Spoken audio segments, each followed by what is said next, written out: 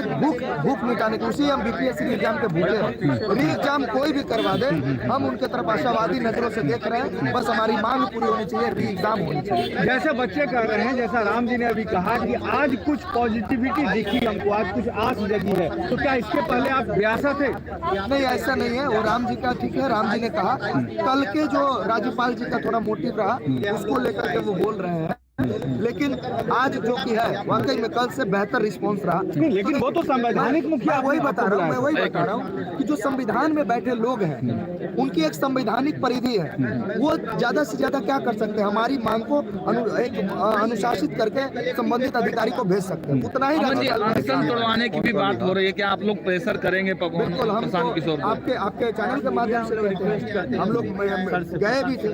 देखिए, यहाँ पर पार्टी पॉलिटिक्स से इतर एक इंसान को इंसानियत के नाते, हर उस व्यक्ति को जो जिसका ऑर्गन्स डैमेज हो रहा है, चाहे मैं तो ये बात आपसे कहना चाहूँ, आपने सवाल पूछा, मैं जानता हूँ आप किस माध्यम में सवाल पूछा, जवाब भी मैं उसी तरह देना चाहता हूँ। मैं राज्यपाल महोदय से जानना चाहता हूँ कि 7 बच्चे अनशन पर थे और 9 दिन रहे अनशन पर, क्या उनके इंटरनल ऑर्गन डैमेज नहीं हो रहा है? आज प्रशांत किशोर जी अनशन पे है तो इस सरकार पर दबाव है, बहुत बड़ी दबाव है, और ये सही बात है कि उनके अनशन तोड़वाने के लिए अगर वो चाह रहे हैं तो ठीक है। हम छात्रों ने भी गए, जब राज्यपाल के यहाँ से आए तो सभी छात्रों ने मिलकर के कहा कि भैया आप अनशन तोड़िए, ठीक है, तो वो तो अनशन का विषय। लेकिन हमारी जो फर्स्ट प्राइमरी जो मांग है वो री एग्जाम है, ठीक है। किसी भी व्यक्ति का, चाहे वो प्रशांत किशोर हो, चाहे अमन कुमार हो, चाहे कोई भी व्यक्ति हो, चाहे आप हो, अगर आप अनशन पे हैं और आपके बात नहीं सुनी जा रही है तो हम आपसे आग्रह करेंगे कि भैया आप अनशन। अमन जी, आप सबसे ज्यादा भरोसा किस पर, चिराग पासवान पर या प्रशांत किशोर पर? नहीं, जो भी हमारे मांग के लिए साथ है, हमें सब पर उन पर भरोसा है।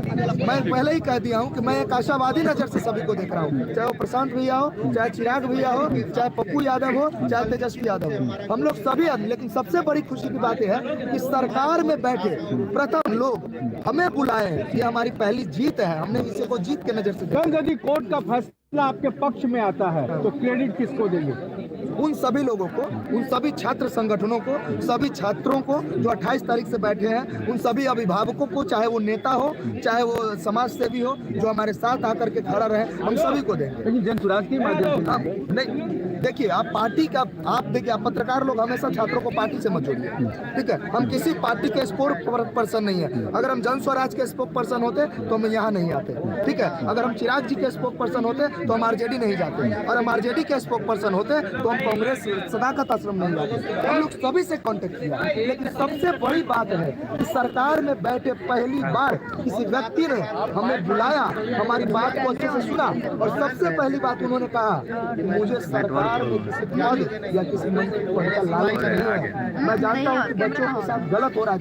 चिराग जी ने कहा, उन्होंने कहा, दिल जीत दिया चिराग जी। उन्होंने कहा कि मैं जानता हूँ, क्योंकि उन्होंने ये भी कहा कि मेरे घर के 3 बच्चे एग्जाम दिए बीपीएससी का, मेरे भगना, मेरे भंजी ने एग्जाम दिया है, तो मुझे पता है। लेकिन मैं आप लोगों को इसलिए बुलाया हूँ ताकि मैं बीपीएससी के मुद्दे से अच्छे से समझ सकूं। पहल क्या चिराग पासवान की तरफ से ही की गई? हाँ, चिराग पासवान जी की तरफ से पहल की गई थी कि बच्चे आए और समझे। उन्होंने लाठी जो लाठी चली, उनका भी उन्होंने मीडिया में आकर के विरोध किया था, सबको विरोध किया था। तो हम इतना कहते हैं कि अगर चिराग पासवान जी का जो उन्होंने कहा, हमने कहा कि भैया आप गर्दनी बाग आइए, लेकिन उन्होंने सबसे बड़ी बात कही, अगर मैं गर्दनी बाग आता हूँ तो हो सकता है सरकार के ही लोग कहते हैं भैया तुम चौधरी बन रहे हो, तुम ही करवा दो, ठीक है। उन्होंने कहा कि आपका काम बहुत बड़ी बात है। हाथ जोड़ के कहते हैं चिराग जी ऐसे गर्दनी बाग भी आइए हम बच्चों के साथ, और आइए हमारे मांग के साथ खड़े होइए।